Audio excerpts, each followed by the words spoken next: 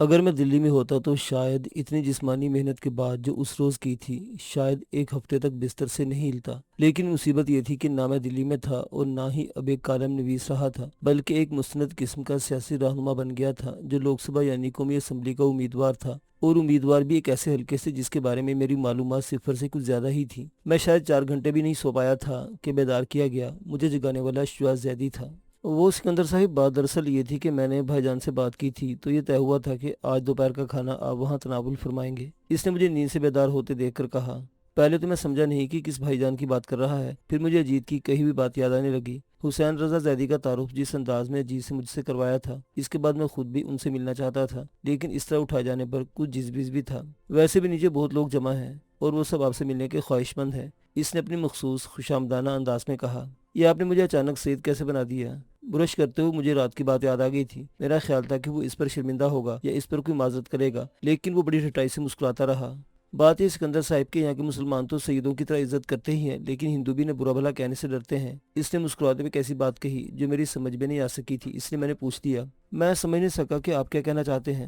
میرا سوال سن کر وہ مسکرانے لگا، پھر بولا، اس بات سے تو آپ انکار نہیں کریں گے کہ تمام کا تمام ہندو فلسفہ صرف اس بنیاد پر کھڑا ہے کہ جو چیز سمجھ میں نہیں آتی وہ اس کی پوجا کرنا شروع کر دیتے ہیں۔ یہ ایک ایسی حقیقت ہے جسے میں تسلیم کرتا تھا، لیکن اس کا میرے سید بنانے سے کیا تعلق تھا؟ میں یہ سمجھنے سے قاصر تھا، لیکن اس کے باوجود میں نے شجاع زیدی کی گفتگو میں دخل دینا مناسب نہیں سمجھا۔ سورج سمجھ میں نہیں آیا تو اس کو پوجنے لگے، برگد کا پیڑ عجیب لگا تو اس کی پوجا شروع ہو گئی، یہاں تک کہ سانپ کے کاٹے جانے سے انسان کا مرنا سمجھ میں نہیں آیا تو یہ کہہ دیا کہ چونکہ اس منش کے من میں پاپ تھا اس لیے ناگ دیوتا نے اسے شراپ دیا ہے، یعنی بندہ اپنی جان سے چلا گیا اور وہ ناگ دیوتا کے عمل کی توجیہ پیش کر رہے ہیں۔ اس کا بیان تو طویل ہو رہا تھا، لیکن میرے سوال کا جواب ابھی تک تشنا ہی تھا، اس لیے میں نے دخل اندازی کی۔ لیکن ان تمام باتوں کا سید ہونے سے کیا تعلق؟ میرے سوال کا اس کی مسکراہٹ پر کوئی اثر نہیں ہوا۔ میں اسی طرف آ رہا ہوں، اس نے برا مانے بغیر کہا۔ میری اس گفتگو کا مقصد یہ ہے کہ دراصل ہندو مذہب خوف اور ڈر کا مذہب ہے۔ اس میں ہر چیز سے ڈرانے کا جواز دیا جاتا ہے، یہاں تک کہ برے کو برا کہنے سے بھی منع کیا گیا ہے۔ مسلمانوں کے ساتھ اتنے طویل عرصے تک رہتے رہتے یہ بات ایک عام ہندو کے دل میں گھر کر گئی ہے، سید چونکہ کوئی اعلیٰ ذات ہوتی ہے اس لیے انہیں برا نہیں کہنا چاہیے اور ان کی بد دعا نہیں لینی چاہیے۔ اس نے مسکراتے ہوئے اپنی بات مکمل کر لی۔ لیکن آپ نے تو بات مسلمانوں کے درمیان کہی تھی، میں نے اسے یاد دلانے والے انداز میں کہا۔ کون سید ہے کون نہیں، اس کا اعلان تو مسلمان ہی کریں گے، ہندو تو یہ بات نہیں کر سکتے، اس نے ڈھٹائی سے کہا۔ لیکن آپ تو میرے ماموں بھی بن بیٹھے، میں نے ان کی بات سے کسی قدر اتفاق کرتے ہوئے کہا۔ اس کی وجہ بھی صرف یہ تھی کہ اس طرح تمام سوال کرنے والوں کے منہ بند ہو جائیں گے۔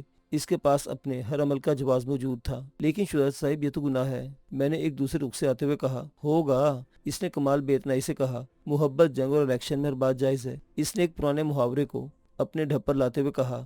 اور اگر آپ کو اتنا اعتراض ہے تو 20 مارچ کے بعد سید رہیے گا۔ اس نے بات یوں کہی جیسے اب وہ اس موضوع پر مزید گفتگو نہیں کرنا چاہتا، اور یہ بھی اچھا ہوا کیونکہ اسی وقت اجیت اور رام پرکاش مالک مکان کے ساتھ کمرے میں اجازت لے کر آگے۔ مالک مکان کے پیچھے پیچھے دو ملازم ناشتے کے لوازمات لیے چلے آ رہے تھے۔ اجیت اور رام پرکاش کی آنکھیں بتا رہی تھی کہ وہ رات سے اب تک سو نہیں سکے۔ آپ لوگ بھی تھوڑی دیر آرام کر لیتے تو بہتر ہوتا، میں نے ان کی حالت دیکھتے ہوئے کہا۔ آپ حسین رضا صاحب کی طرف روانہ ہو جائیں تو ہم اسی کمرے میں تھوڑی دیر لیٹ جائیں گے۔ فی الحال تو ہم یہ بتانے آئے ہیں کہ کل جس الیکشن کمیٹی کی بات ہم نے کی تھی، اس میں ڈاکٹر عبدالقادر کو شامل کرتے ہوئے آج شام اس کی میٹنگ طلب کی گئی ہے۔ رام پرکاش نے مجھے اطلاع دیتے ہوئے کہا۔ میرا اس میں موجود رہنا بھی ضروری ہوگا، میں نے سوال انداز میں پوچھا۔ چونکہ یہ پہلی میٹنگ ہے اس لیے ضروری ہے، ورنہ ہمارا خیال تھا کہ آپ دوسرے کاموں میں زیادہ مصروف رہیں اور یہ حکمت عملی وغیرہ کے جھنجھٹ سے کم پڑے تو بہتر ہے۔ اجیت نے میرے سوال کا جواب دیتے ہوئے کہا۔ کیا ایسا نہیں ہو سکتا کہ اجیت کو بھی اس سے فارغ کر دیا جائے اور یہ میرے ساتھ زیادہ وقت گزارے؟ میں نے رام پرکاش سے کہا، جو اس علاقے کی جنتا پارٹی کا صدر تھا۔ مجھے توقع تھی کہ چونکہ وہ کسی قدر اجیت سے خائف بھی ہے اس لیے فوری طور پر مان جائے گا، لیکن میری توقع کے خلاف اس نے انکار کر دیا۔ میرے خیال میں جی جیسے شخص کی اس الیکشن کمیٹی کو زیادہ ضرورت ہے۔ رام پرکاش کا لہجہ بالکل دو ٹوک تھا۔ مجھے چونکہ اس بات کا تجربہ نہیں تھا کہ الیکشن کمیٹی کیا کام کرتی ہے اور کیسے کرتی ہے، اس لیے میں بھی خاموش رہا۔ پھر شاید رام پرکاش کو خود احساس ہو گیا کہ اس کا لہجہ کچھ زیادہ سخت ہو گیا تھا، اس لیے اپنی بات کی وضاحت کرتے ہوئے بولا۔ شاہ صاحب، کل کے واقعات نے ثابت کر دیا ہے کہ ہم تمام سینئر لوگ جو ایک خاص طریقہ کار پر چلتے ہیں، انہیں اب ریٹائر ہو جانا چاہیے اور اجیت جیسے نوجوانوں کو آگے بڑھنا چاہیے۔ پھر کچھ دیر خاموش رہنے کے بعد بولا۔ اس وقت جب ہم سب آرام کرنے کے موڈ میں تھے، اس نے نہ صرف ایک پروگرام سوچا بلکہ اس پر عمل بھی کروایا کہ اب کم از کم وہاں سے تو کانگریس کا جنازہ نکل گیا ہے، اور یہی بات الیکشن کمیٹی میں موجود لوگوں میں ہونی چاہیے کہ وہ مخالف کے حملے سے پہلے بڑھ کر اس پر حملہ کریں۔ رام پرکاش کی بات ٹھیک تھی، لیکن میرے ساتھ بھی تو کوئی ایسا شخص ہونا چاہیے جیسا کہ کل اجیت تھا، کہ ہر قدم پر میری رہنمائی کر رہا تھا۔ میں نے اپنی مشکل بیان کرتے ہوئے کہا، آپ انہیں زیدی صاحب کو رکھ لیں۔ رام پرکاش نے تجویز پیش کی، لیکن اجیت نے فوراً ہی اس کی مخالفت کر دی۔ زیدی صاحب سے بہتر تو قدیر یا ڈاکٹر صاحب رہیں گے، کیونکہ ان کی شہرت منفی نہیں، لیکن میں ان دونوں کو بھی اس لیے مناسب نہیں سمجھتا کہ وہ مسلمان ہیں، اور سکندر صاحب کی ساتھ کسی شہرت یافتہ مسند قسم کے ہندو کو ہونا چاہیے۔ اجیت نے حسب عادت یہ سوچے بغیر کہ اس کے فکرے کا کسی پر کیا رد عمل ہو سکتا ہے، وہ بات کہہ دی، جس سے شجاع زیدی کا چہرہ بگڑ گیا، لیکن اس نے کچھ کہنے سے گریز کیا۔ شاید یہ بات اس کے ذہن میں ہوگی کہ اگر اس نے کچھ کہا تو پھر اجیت مزید بھانڈے پھوڑے گا، لیکن زبان سے کچھ نہ کہنے کے باوجود اس کا چہرہ غصہ ضبط کرتے ہوئے سرخ ہو گیا تھا۔ رام پرکاش نے معاملے کو سنبھالتے ہوئے دخل دیا، آپ جلدی سے تیار ہو کر نیچے آ جائیں، لوگ آپ کا انتظار کر رہے ہیں۔ یہ کہتے ہوئے وہ کھڑا ہو گیا اور اس کے ساتھ بقیہ 2 افراد بھی کھڑے ہو گئے۔ یہ 2 واسکٹیں میں آپ کے لیے لایا تھا، جب تک دہلی سے آپ کے کپڑے آئیں آپ انہیں استعمال کریں۔ اجیت نے ہاتھ میں پکڑا ہوا پیکٹ میری جانب بڑھاتے ہوئے کہا۔ مزید کچھ کہے بغیر میں نے اس کے ہاتھ سے پیکٹ لے لیا۔ فضا یکایک اتنی گھمبیر ہو گئی تھی کہ وہاں پر کسی کا مزید رکنا مناسب نہیں تھا۔ وہ تینوں چلے گئے، لیکن میرے ذہن میں وہ خلیش کچھ اور بڑھ گئی جو شجاع زیدی کے بارے میں پیدا ہو گئی تھی۔ یہ صحیح تھا کہ وہ شخص مجھے پہلی نظر میں اچھا آدمی محسوس نہیں ہوا تھا، اس پر اس کی چاپلوسی سے بھرپور انداز بھی بہت سی باتوں کی چغلی کھا رہا تھا، لیکن ان تمام باتوں کے باوجود وہ اب تک میرے لیے کافی کارآمد ثابت ہوا تھا۔ پھر یہ سوچ کر کہ جو کچھ بھی ہوگا سامنے آ ہی جائے گا، میں کیوں اپنا ذہن ان باتوں میں ضائع کر رہا ہوں، تیزی سے خود کو سنبھالنے اور بنانے سنوارنے میں مصروف ہو گیا۔ اسی دوران کہیں پڑی ہوئی بات میرے ذہن میں تازہ ہو گئی کہ سیاست میں بھرپور شرکت کرنے والوں کو چاہیے کہ وہ جب بھی عوام کے سامنے جائیں پورے گیٹ اپ اور میک اپ میں جائیں۔ 22 رکنی الیکشن کمیٹی کی میٹنگ مقررہ وقت سے تقریباً 2 گھنٹے بعد شروع ہوئی اور مسلسل 5.5 گھنٹوں تک چلتی رہی۔ اس اجلاس میں پہلی بار مجھے یہ بھی معلوم ہوا کہ وہ امیدوار جسے عوام کے سامنے نہ جانے کیا کچھ بنا کر پیش کیا جاتا ہے، وہ دراصل صرف کٹ پتلی ہوتا ہے جس کی ڈور الیکشن کمیٹی کے ہاتھ میں ہوتی ہے، اور جیسا وہ کہتے ہیں امیدوار بیچارے کو ویسا ہی کرنا پڑتا ہے۔ نہ اسے یہ معلوم ہوتا ہے کہ اگلے روز کہاں جلسہ ہے، نہ اس کے علم میں یہ بات ہوتی ہے کہ اسے 1 گھنٹے بعد کس کارنر میٹنگ سے خطاب کرنا ہے، بلکہ دنیا کی اس مظلوم ترین ہستی کو تو اپنی مرضی سے کسی سے ملنے کی اجازت بھی نہیں ہوتی۔ الیکشن کمیٹی میں ایسے ایسے جغادری بیٹھے تھے کہ میرے پاس اس کے علاوہ کچھ چارہ نہیں تھا کہ خاموشی سے ان کی گفتگو سنتا رہوں۔ میرے لیے سب سے اہم بات یہ تھی کہ یہ سب اپنی بہترین صلاحیتوں کا مظاہرہ میری کامیابی کے لیے کر رہے تھے، اور اس سے بھی زیادہ خوشی کی بات یہ تھی کہ اس حلقے کے 2 بڑے نام پنڈت دیا شنکر اور حسین رضا زیدی اس میں موجود تھے، اور نہ صرف موجود تھے بلکہ ان دونوں میں مکمل ہم آہنگی بھی تھی۔ اس مکمل ہم آہنگی کی اس سے بڑی کیا مثال تھی کہ الیکشن کمیٹی کی سربراہی کے لیے پنڈت دیا شنکر نے حسین رضا زیدی کا نام پیش کیا تھا، اور بغیر کسی بحث کیے یہ نام منظور بھی کر لیا گیا۔ خود حسین رضا صاحب کو اس پر اعتراض تھا کہ وہ اس ضعیفی میں زیادہ تیزی سے کام سر انجام نہیں دے سکیں گے، لیکن ان کا اس دلیل کے ساتھ مسرت کیا گیا، نہ ہی ان کی عمر جے پرکاش نارائن سے زیادہ ہے اور نہ ہی ان کی صحت جے پی سے زیادہ خراب ہے، اور جب جے پرکاش نارائن صوبہ بہار میں اس ضعیفی میں اتنی بڑی تحریک چلا سکتے ہیں تو پھر حسین رضا صاحب بھی بہت کچھ کر سکتے ہیں۔ خود حسین رضا صاحب کی حالت یہ تھی کہ وہ اس ضعیفی کی حالت میں بھی اپنے حویلی نما گھر کے باہر ہمارا انتظار کر رہے تھے۔ ملاقات کے بعد جو پہلا فقرہ انہوں نے ادا کیا تھا وہی ان کے جذبات کی عکاسی کرنے کے لیے کافی تھا۔ ہمیں تو جب معلوم ہوا کہ تم ہم سے ملنے کے لیے آ رہے ہو تو ہم نے کہا کہ ان سے کہہ دو کہ یہاں آنے کی ضرورت نہیں ہے، بلکہ جو بھی کام ہمارے ذمہ لگانا چاہیے بےدرے کہہ دیں، ہم اسے ضرور پورا کریں گے۔ لیکن جب ہم سے کہا گیا کہ آپ کے توسط سے اور لوگوں سے بھی ملاقات ہو جائے گی تو ہم نے کہا بسم اللہ۔ 1 روز قبل اجیت ان کی تعریف کر چکا تھا اور ایک ہلکا سا غائبانہ تعارف بھی ہو چکا تھا، لیکن سچ بات یہ تھی کہ وہ اس رسمی تعارف سے بہت بلند تھے۔ مختصر سے نوٹس پر انہوں نے اپنے حلقہ احباب اور علاقے کے معززین کو کافی تعداد میں جمع کر لیا تھا۔ پھر جب اجیت کے ایما پر میں نے ان سے کہا کہ ہم سب کی خواہش ہے کہ وہ الیکشن کمیٹی میں شامل ہو کر ہماری رہنمائی کرے، تب بھی انہوں نے بلا کسی رسمی تکلف کے اس پر آمادگی ظاہر کر دی تھی۔ میاں صاحب زادے، ہم تو پہلے ہی کہہ چکے ہیں کہ جو بھی کام تم ہمارے ذمہ لگاؤ گے ہمیں اس پر اعتراض نہیں ہوگا، اور پھر خود ہی ہمارے ساتھ آنے کے لیے تیار بھی ہو گئے۔ لیکن اس پورے وقت میں جب ہم ان کے یہاں موجود رہے ایک بہت ہی اہم بات یہ بھی دیکھنے میں آئی کہ انہوں نے اپنے بھائی شجاع زیدی سے کم گفتگو کی۔ خود شجاعت بھی اس دوران ان سے دور دور ہی رہا۔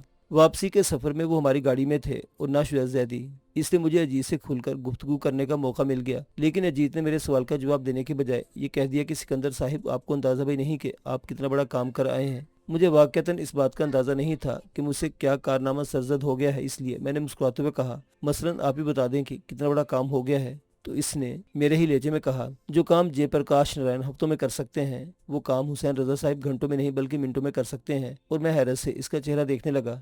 اجیت نے جب حسنین رضا کو جے پرکاش نارائن سے تشبیہ دی تو میں اسے مبالغہ سمجھ کر خاموش ہو گیا۔ میں نے سوچا کہ کہاں جے پرکاش نارائن جیسی ہستی جن کی ایک آواز پر اندرا مخالف لہر اتنی طاقتور ہو گئی تھی کہ اسے مجبوراً خود کو بچانے کے لیے ایمرجنسی کا سہارا لینا پڑا، اور کہاں یہ ضعیف شخص جو سب سے کٹ کر زندگی کے دن گزار رہا ہے۔ لیکن پہلے اس وقت جب لوگوں نے انہیں گاڑی سے اترتا دیکھا تو اپنے جذبات کا اظہار بآواز بلند نعروں کے ذریعے کیا تھا، اور پھر اس الیکشن کمیٹی کی میٹنگ میں جہاں بھی کوئی شخص ان کے آگے زبان نہیں ہلا رہا تھا مجھے ان کے اثر و رسوخ کا اندازہ ہوا۔ ان 5-6 گھنٹوں کے دوران زیادہ وقت میں خاموشی سے بیٹھا تیزی سے ہونے والی کارروائیاں دیکھتا رہا۔ حسین رضا صاحب صدارتی کرسی پر بیٹھے مختلف مسائل کے بارے میں مختلف لوگوں کو اپنی اپنی رائے پیش کرنے کے لیے کہتے اور پھر اپنی رولنگ دیتے، اور یہ اس مسئلے پر چند افراد کمیٹی بناتے ہوئے بات کو آگے بڑھا دیتے۔ جب سے میں اور مدن لال جنتا پارٹی میں سرگرم ہوئے تھے ہم نے مرارجی دیسائی سمیت مختلف افراد کو میٹنگیں چلاتے دیکھا تھا، لیکن جس خوبی سے حسین رضا صاحب اس میٹنگ کو چلا رہے تھے ایسی صلاحیت بلا مبالغہ ان پیشہ ور سیاستدانوں میں بھی نہیں تھی۔ اپنی رولنگ یا صدارتی حکم دینے کے بعد بھی وہ تمام افراد اس پر رائے لیتے اور ماں سوائے 2 باتوں کے اور کسی مسئلے پر ان سے اختلاف نہیں کیا گیا۔ پہلی بار پنڈت جی نے ان کے نام کی تجویز کردہ نام کے بجائے مولانا یوسف کو جو اس وقت وہاں موجود نہیں تھے فنانس کمیٹی کا سربراہ مقرر کرنے کے لیے کہا، جنہیں انہوں نے تمام افراد کی رائے سے منظور کر لیا۔ اور دوسری بار جب ڈاکٹر عبد القادر نے ان کی اس بات سے اختلاف کیا کہ بڑے لیڈروں کی آمد کا لحاظ کیے بغیر ہمیں اپنے جلسے اور جلوسوں یا کارنر میٹنگوں کا پروگرام بنا لینا چاہیے، اس مسئلے پر انہوں نے کسی کی رائے لیے بغیر یہ کہہ کر فیصلہ دیا کہ آنے والا شخص خواہ کتنا ہی بڑا کیوں نہ ہو ہم اسے اس بات کی اجازت نہیں دیں گے کہ وہ ہمارا پروگرام ڈسٹرب کرے، بلکہ انہیں پابند ہونا پڑے گا کہ ہمارا کیا پروگرام ہے۔ میرے لیے اس میٹنگ میں سب سے حیران کن بات یہ تھی کہ نہ صرف جن سنگھ اور RSS کے نمائندے ان کے موقع سے کلی اتفاق کر رہے تھے بلکہ خود حسین رضا صاحب بھی انہیں ہر معاملے میں اظہار خیال کی دعوت دے رہے تھے۔ صرف یہی نہیں کہ ان کی رائے کو پوری سنجیدگی سے سننے کے بعد ان کی تجاویز پر عمل کرنے کا حکم بھی دے رہے تھے۔ سب سے زیادہ جس بات پر دیر تک بحث ہوتی رہی وہ یہ تھی کہ ہماری انتخابی حکمت عملی کیا ہونی چاہیے۔ اس بحث کی ابتدا کرنے سے پہلے ہی حسین رضا صاحب نے کہہ دیا کہ جنگ کے میدان میں اچھے جنرل دیکھتے ہیں کہ ان کا مخالف کیا حکمت عملی اختیار کر سکتا ہے، اور دوم یہ کہ اس کے اپنے لشکر میں کمزور پہلو کون سے ہیں، اس لیے ہمیں اس پر ہی نظر رکھنی چاہیے۔ بحث کی ابتدا کرنے میں اجیت بولا اور بلا شبہ بہت اچھا بولا۔ اس نے میرے مخالف کی 1 روز پہلے کی تقریر کا تجزیہ کرتے ہوئے کہا، چھوٹے راجہ صاحب 2 طریقوں سے کامیاب ہو سکتے ہیں، مذہبی منافرت پھیلا کر یا پھر الیکشن والے دن پولنگ سٹیشنوں پر قبضہ کر کے، اس لیے ہمیں دونوں سے مد نظر رکھنی چاہیے۔ بقیہ تمام افراد کی گفتگو بھی انہیں 2 نکات کی جانب گھومتی رہی۔ اس بحث میں حسین رضا صاحب نے مجھے بولنے کا موقع دیا تو میں نے بھیرون سنگھ اور موسی کا ذکر کرتے اپنے خیال ظاہر کیا کہ مذہبی منافرت ابھرنے کو اور 2 طریقوں کے ساتھ ساتھ ہم اس طرح بھی دبا سکتے ہیں۔ میرا اتنا کہنا تھا کہ پنڈت دیا شنکر جو اب تک بہت سکون سے بیٹھے ہوئے تھے اٹھ کھڑے ہوئے۔ زیدی صاحب اب تو بات ہی ختم ہو گئی، اور حسین رضا صاحب بھی جو اب تک ایک خاصی تشویش کا مظاہرہ کر رہے تھے کچھ مطمئن نظر آنے لگے۔ لیکن یہ بات سکندر صاحب کے ذریعے نہیں بلکہ سینہ گزٹ کے ذریعے پھیلائی جائے گی، انہوں نے طریقہ کار سمجھاتے ہوئے کہا۔ اور سکندر میاں انہوں نے مجھ سے مخاطب ہوتے ہوئے کہا، اگر کسی طرح وہ اخبار حاصل کر لو جس میں یہ سرگزشت چھپی ہے تو مزید بہتر ہو جائے گا۔ یہ کوئی ایسا مشکل کام نہیں تھا، صرف مدن لال کو فون کرنا تھا، بقیہ کام وہ خود کر لیتا۔